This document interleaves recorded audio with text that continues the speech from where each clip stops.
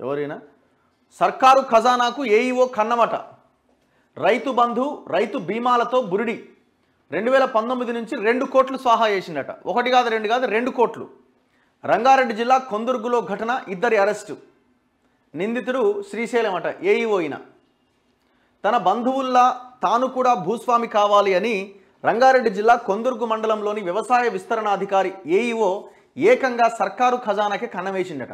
రైతు బీమా రైతు బంధు పథకాల అమలులో లోటుపాట్లు తెలుసుకొని 2 కోట్లు స్వాహా చేసిండట. అంటే ఎంత గొప్పగా ఈ పథకాల్లో లూప్ హోల్స్ ఉన్నాయో అర్థం చేసుకోవచ్చు.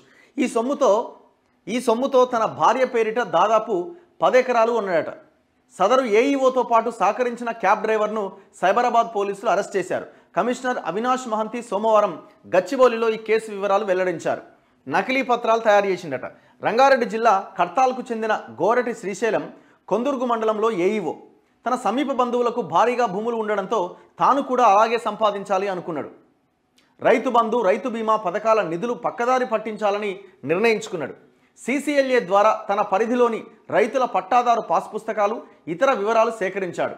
రైతు బీమా కింద 60 ఏళ్లు దాటితే పరిహారం రాదు.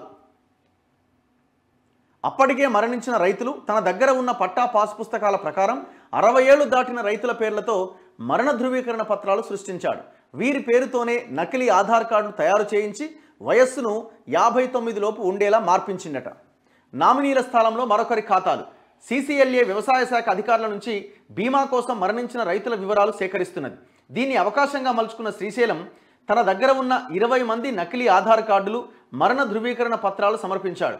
నామినీ బ్యాంకు ఖాతాల స్థానంలో క్యాబ్ డ్రైవర్ ఓదెల వీరస్వామి సహా స్నేహితుల పేర్లతో తీసిన ఖాతాల నెంబర్ను నమోదు చేశాడు. ఇలా 2019 నుంచి ₹1 కోటి నిధులు స్వాహా చేశాడు. రైతు బంధు సాయాన్ని వదలలేదు.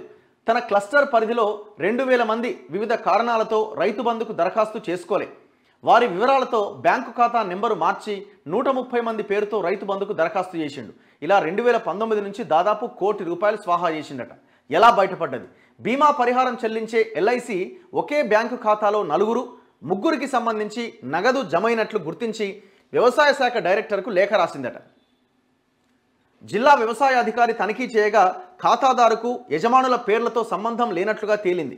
రైతు బంధు సాయంలో కూడా ఇలాగే జరిగిందని ఆయన చేసిన ఫిర్యాదుతో ఈ నెల 21వ తేదీన కొందుర్గు ఠాణాలో కేసు నమోదైంది.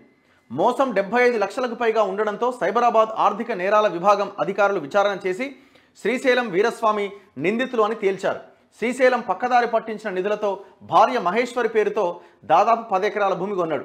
దీనిపైన ఏసీబీకి సమాచారం ఇస్తామని అవినాష్ మహంతి తెలిపారు. సమావేశంలో పోలీసు అధికారులు పాల్గొన్నారట. చూడురిగా ఎట్లుందో కథ. అంటే ఎట్లా తయారైపోయిందంటే వ్యవస్థ, పైనున్నోడే 1000 కోట్లు 1,00,000 కోట్లు సంపాదిస్తుండు. నేను చేస్తే ఏముంది తప్పు? ఇప్పుడు ఒకవేళ గవర్నమెంట్ వచ్చింటే వీడు ఇంకెన్ని చేసినో, మళ్ళీ కేసీఆర్ గెలిచి ఉండే ఇది పట్టించుకుంటోడేవాడు ఏం కథ? ఎంత దర్జాగా వ్యవహారం నడుస్తుంది చూడండి. ఏ ఇన్ఫ్లుయెన్స్ లేకుండా వాడు చేసి ఉంటాడా? ఇప్పుడు ఒక్క ఏఈఓ వరకే ఇది పరిమితమై ఉంటుందా అన్నది పెద్ద క్వశ్చన్ మార్క్. దీని వెనకాల ఇంకెవరెవరు ఉంటారో. ఇట్లా ₹1 కోట్ల రాష్ట్ర ఖజానాకు గండిపడ్డది.